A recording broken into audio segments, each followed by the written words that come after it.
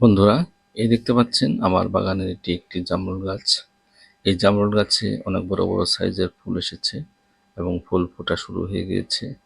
তো এখন কোন সমস্ত পরিচর্যা আমরা করতে পারবো না তা নিয়ে আজকে ভিডিওটি শেষ পর্যন্ত দেখে নিন, তাহলে বুঝতে পারবেন।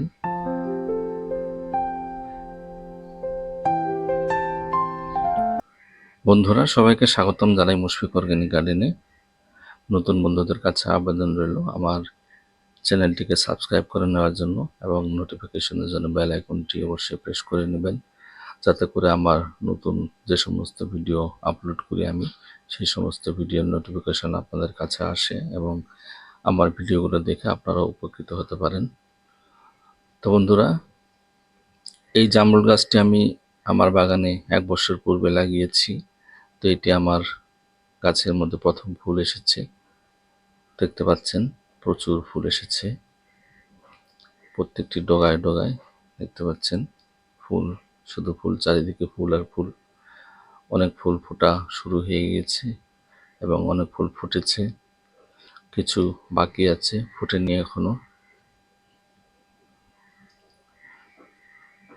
আমি জানুয়ারি আর ফেব্রুয়ারি মাসে পরিচর্যা করেছি সার প্রয়োগে।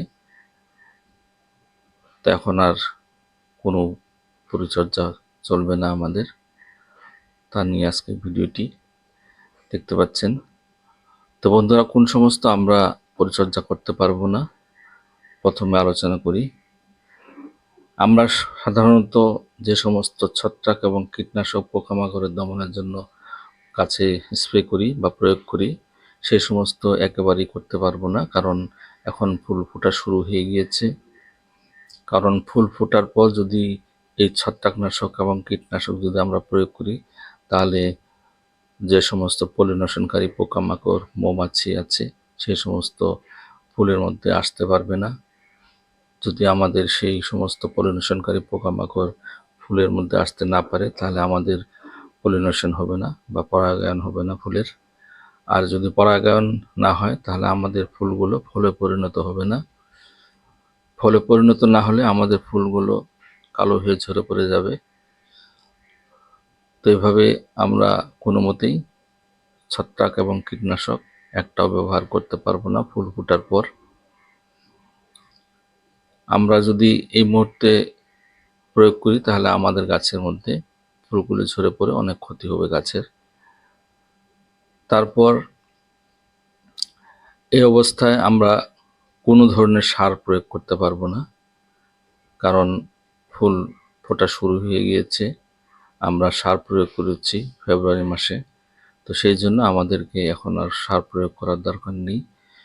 তারপর কিছুদিন পর যখন আমাদের এই ফুলগুলো থেকে গুটি সেট হবে, তখন আমরা কিছু সার প্রয়োগ, তারপরে আরেকটি পরিচর্যা করব।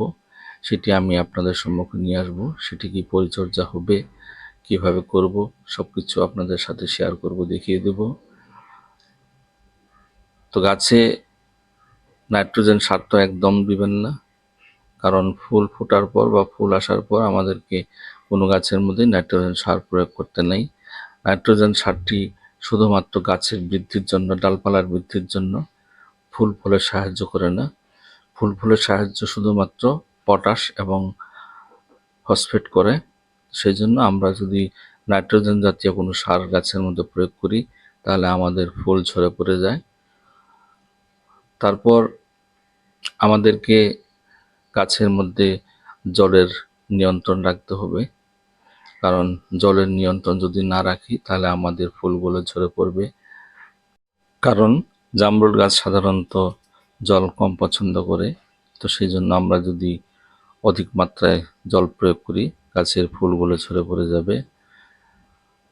তো বন্ধুরা, এইভাবে আপনারাও ঠিক পরিচর্যা করুন, দেখতে পাবেন আপনাদের গাছগুলোর মধ্যে প্রচুর পরিমাণে গুটি সেট হয়ে যাবে। আর গুটি সেট হওয়ার পর আমাদেরকে আরেকটি পরিচর্যা করতে হবে। তো সেটি ভিন্ন পরিচর্যা হবে। কিভাবে পরিচর্যা করব, আমার চ্যানেলের মধ্যে ভিডিও দেখতে পারবেন। আপনারা যদি নোটিফিকেশনের জন্য বেল আইকনটি প্রেস করে নিন, তাহলে আপনাদের কাছে আমার ভিডিওগুলো চলে যাবে, সেগুলো আপনারা দেখতে পারবেন। তো বন্ধুরা, আমার ভিডিওটি কেমন লাগলো আমাকে কমেন্টসের মাধ্যমে জানাবেন। যদি ভালো লাগে একটা লাইক দিবেন, বন্ধুদের সাথে শেয়ার করবেন। সবাইকে ধন্যবাদ জানিয়ে ভিডিওটি শেষ করলাম। ধন্যবাদ।